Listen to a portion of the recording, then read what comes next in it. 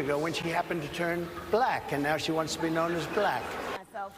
Now, the moderator countered Trump's claim, saying Kamala Harris always identified as a black woman and attended Howard University, an historically black college.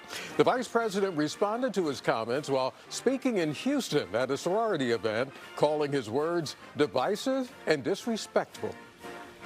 The American people deserve a leader who tells the truth, a leader who does not respond with hostility and anger when confronted with the facts. We deserve a leader who understands that our differences do not divide us. They are an essential source of our strength. Now, while Vice President Harris wasn't able to attend the NABJ convention, the organization says it hopes to host Vice President Harris for a conversation in September.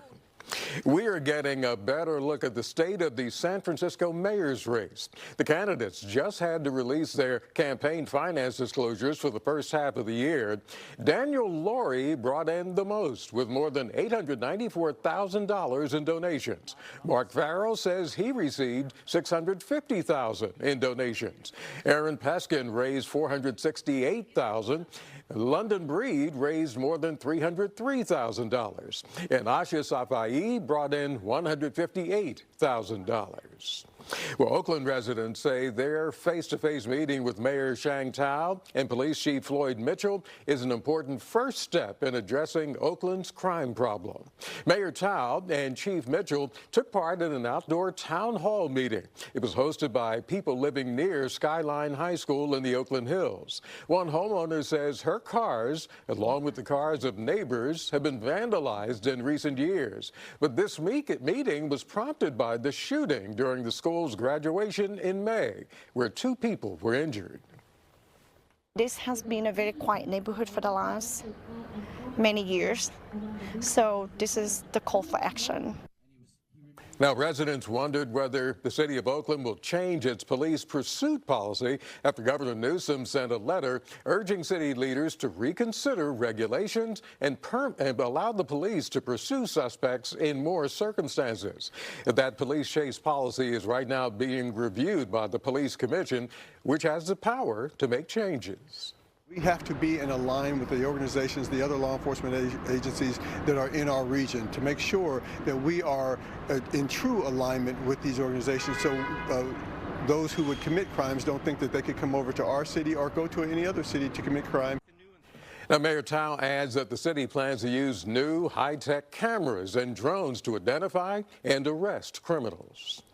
Iran is mourning the death of a Hamas leader and his bodyguard. Funeral services were held today for those 2 men. Their coffins were transported in a procession through Tehran. They went to Tehran last month for the inauguration of Iran's new president when an airstrike killed them. Iran and Hamas are blaming the strike on Israel. The remains of the Hamas leader will be taken to Qatar tomorrow to be buried. Well, people took to the streets of Istanbul Wednesday protesting the assassination of the top political leader of Hamas. Demonstrators were waving Palestinian flags and reciting funeral prayers. Iran's supreme leader vowed revenge against Israel. The Turkish president called the killing a despicable act. Israel so far has made no comment on that strike. Well, U.S. Secretary of State Antony Blinken says he's not aware of who was responsible for the killing of Hamas leader Ismail Haniyeh. First, this is something we were not aware of or involved in. It's very hard to speculate, and I've learned over many years never to speculate on the impact one event may have on something else. Now, Secretary Blinken continues to call for a ceasefire deal in the war between Israel and Hamas.